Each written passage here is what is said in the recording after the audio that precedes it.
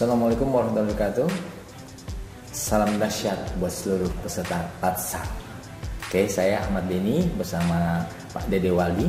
Kita akan diskusi mengenai konsepsi aktualisasi yang nantinya akan bermanfaat buat teman-teman untuk membuat rancangan aktualisasi dan laporan aktualisasi. Oke, Pak Dede, apa kabar Pak Dede? Baik, Alhamdulillah.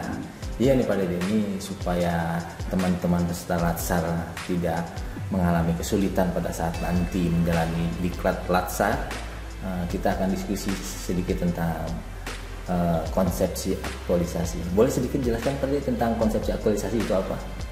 Ya, terima kasih Pak Ahmad Denny bahwa sebetulnya konsepsi aktualisasi itu satu mata diklat. Namun di dalamnya itu kita ada beberapa yang harus dipahami terkait tentang pengertian sebelum kita menginjak kepada materi pokok tentang konsepsi aktualisasi. Karena aktualisasi itu bagian daripada intervensi dalam rangka habituasi. Nah, tentunya kita harus bisa memahami apa itu konsepsi habituasi itu dulu. Jadi sebagai pengertiannya, habituasi secara harfiah diartikan sebagai sebuah proses pembiasaan sesuatu supaya menjadi terbiasa atau terlatih untuk melakukan sesuatu yang bersifat intrinsik pada lingkungannya. Oh ya, saya jadi ingat tadi habit ya, bagaimana habit kita di dalam organisasi. Dan ada habituasi, dan apa bedanya, hubungannya dengan antara habituasi dengan aktualisasi? Bisa jelaskan? Bisa.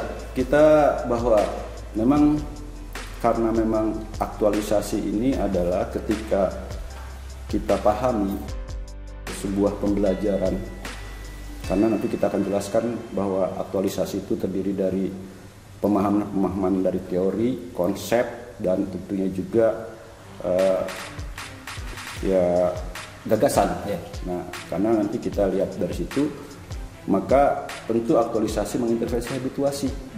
Nah, habituasi ini kan sebenarnya kan tujuannya adalah pembentukan karakter pegawai negeri sipil itu sendiri. Ketika adik-adik atau juga bapak ibu yang menjadi peserta ini sudah menjadi PNS 100% kan tentunya begitu. Jadi maka dalam substansi pembelajarannya itu harus dipahami aktualisasi sebagai PNS itu memiliki kedudukan dan perannya, dan juga tentunya bagaimana memahami tentang pemerintahan atau juga dengan pelayan publik.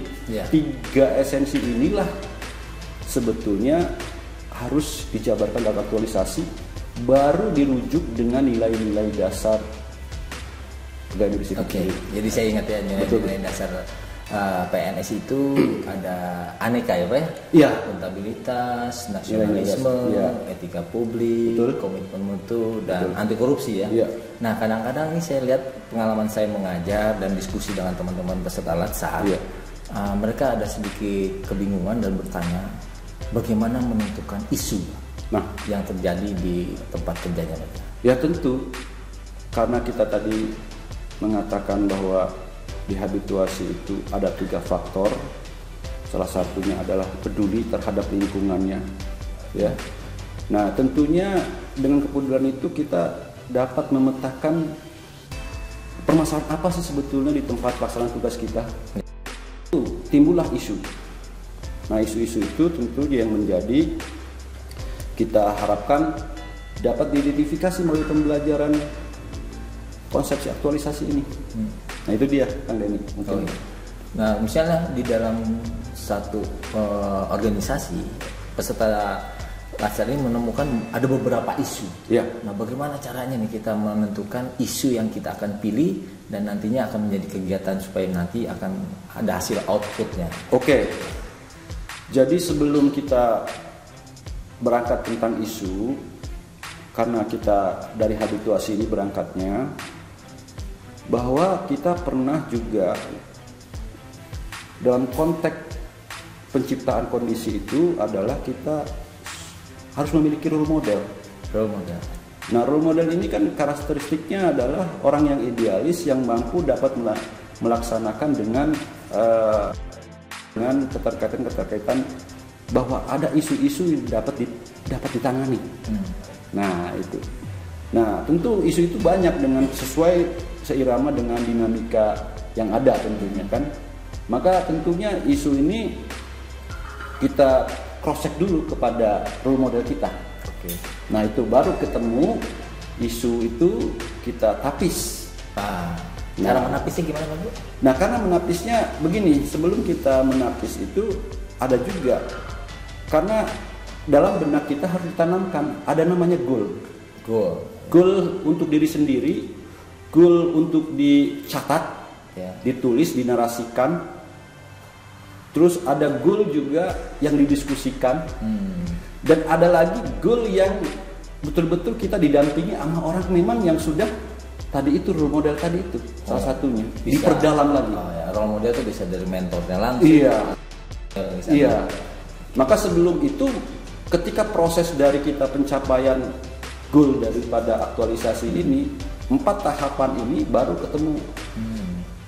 Maka menggunakanlah alatnya, yaitu melalui dengan ya tentunya USG.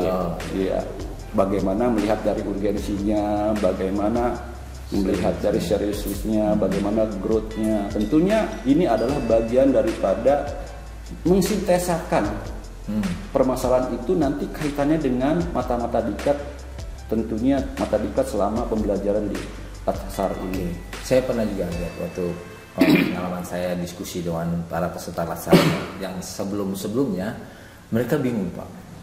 Saya sudah menemukan isu-isu, tetapi mentor saya kayaknya kurang menerima. Nah, solusinya bagaimana Pak De? Dalam pembelajaran ini maka kita pahami dulu. Memang isu itu harus dirujuk kepada mentor. Karena mentor yang memiliki persoalan. Yang sudah punya pengalaman di dalam. Iya, dan sudah memiliki pengalaman. Tentunya kita minta direksi. Minta arahan dari mentor itu sendiri. Ternyata banyak isu baru dipilihlah oleh mentor, maka mentor itu gagasannya diusulkan oleh kita peserta. Nah ini adik-adikku, Bapak Ibu. Jadi sementara yang akan menyetujui itu mentor.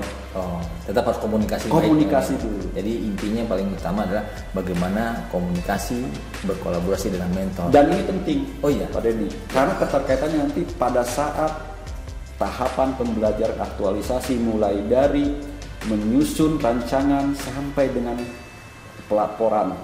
Nah ini melalui coaching dan mentoring tadi. Jadi coach itu yang mendampingi para peserta Latsar bisa menjawab persoalan yang ada. Kalau mentor memberi masukan karena beliau sudah lebih pengalaman dari peserta. Betul. Nah, peserta juga harus koordinasi bagaimana komunikasi dengan mentor dan coachnya kan gitu ya. Oke, ada beberapa kriteria isu yang saya pernah ingat. Ada yang namanya aktual, kehalayakan, problematik, dan kelayakan. Boleh sedikit Pak Dede menjelaskan tentang itu? Ya, betul. Kelayakan dan ini tentunya yang perlu kita catat bahwa sebagai penggagas isu yang kita akan ajukan, tentunya kita dapat menjawab diri kita sendiri dengan pembelajaran itu, yaitu secara berurutan. Pertama, isu apa yang dapat diidentifikasi di tempat kerja ini. Kedua, isu apa yang berperan erat dengan pelaksanaan tugas jabatan. Yang tadi disebutkan layak dijadikan isu. Terus apa yang diaktualisasikannya dari mulai tadi tiga peran PNS dimaksud. Dari mulai kedudukannya, bagaimana sebagai orang pemerintahannya, dan juga bagaimana dalam proses pemelayanannya. Nah, ini pun kita harus menilai juga gagasan kreatifnya, karena harus juga melihat dari kualitasnya. Nah, kualitasnya. Nah, tentu dalam gagasan ini timbullah namanya kreatif yang tentunya adalah berupa output. Ya tentunya kegiatan. Nah, itu dia.